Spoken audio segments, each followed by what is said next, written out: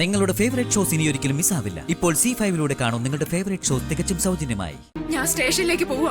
നടന്ന കാര്യങ്ങൾ ഞാൻ അവിടെ അറിയിക്കും. ഞാനും അത് പറയാൻ വേണ്ടിയാ ഇവിടേക്ക് വന്നത്.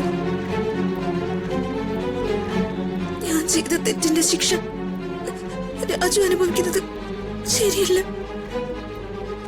എനിക്ക് രാജുവിന് പോലീസ് സ്റ്റേഷനിൽ നിന്നും പുറത്തിറക്കണം. രാജുവിന്റെ പേരിൽ FIR എഴുതുന്നതിന് മുൻപ് രാജുവിനെ ഈ പ്രശ്നത്തിൽ നിന്നും രക്ഷപ്പെടുത്തണം.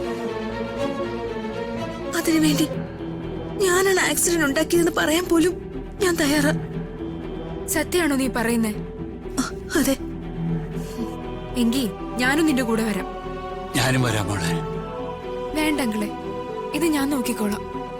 മോളെ, ഹൃദയ മോളെ കൊണ്ട് താനാണ് ആക്സിഡന്റ് ഉണ്ടാക്കിയതെന്ന് പോലീസ് സ്റ്റേഷനിൽ പറയിപ്പിച്ച അത് ചിലപ്പോ രാജുവിന്. ഇല്ലമ്മേ,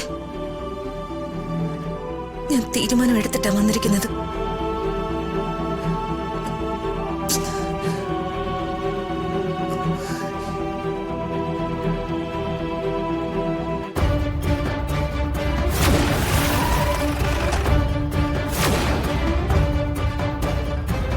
ഋതിക,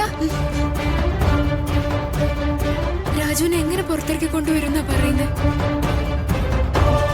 ഒരു ആക്സിഡന്റ് സംഭവിച്ചെന്നല്ലേ ഉള്ളൂ. ആക്സിഡന്റിൽ ആള് മരിച്ചിട്ടൊന്നുമില്ലല്ലോ. പിന്നെന്താ രാജുവിനെ ഇപ്പോഴും സ്റ്റേഷനിൽ തന്നെ പിടിച്ചു വെച്ചിരിക്കുന്നേ? ജാമ്യത്തെ പുറത്തുവിടാവുന്നതല്ലേ ഉള്ളൂ. ഇതൊക്കെ നമുക്ക് പരസ്പരം പറയാവുന്നേ ഉള്ളൂ രമ്യ. ആ സ്റ്റേഷനിൽ നിയമമൊന്നും അല്ല നടപ്പിലാക്കുന്നത്.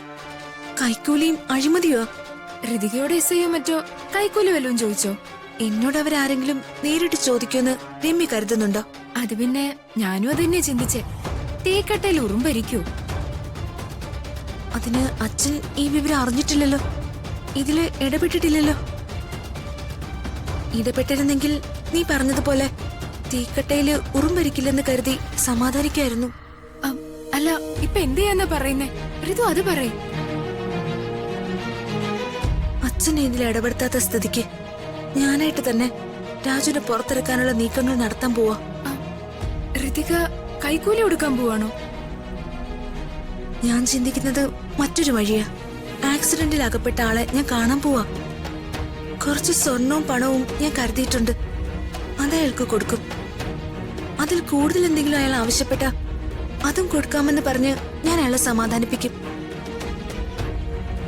എന്നിട്ട് അയാളെ കൊണ്ട് എങ്ങനെയെങ്കിലും പരാതി പിൻവലിപ്പിക്കും. കേസില്ലാന്ന് പോലീസുകാരോട് പറയിപ്പിക്കും.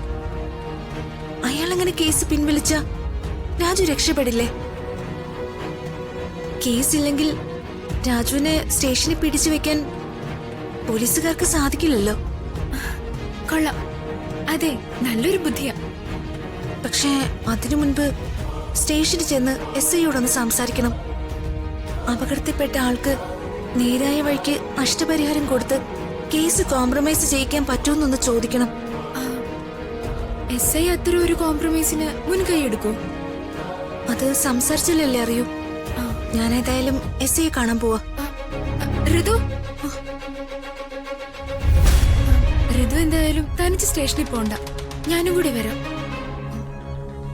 അവിടെ നമ്മുടെ മഞ്ജു ചേച്ചി ഉണ്ടല്ലോ, ചിലപ്പോ മഞ്ജു ചേച്ചിക്ക് നമ്മൾ സഹായിക്കാൻ പറ്റും. ഡൗൺലോഡ് ചെയ്യൂ C5 ആപ്പ്. കാണൂ എല്ലാ എപ്പിസോഡുകളും സൗജന്യമായി.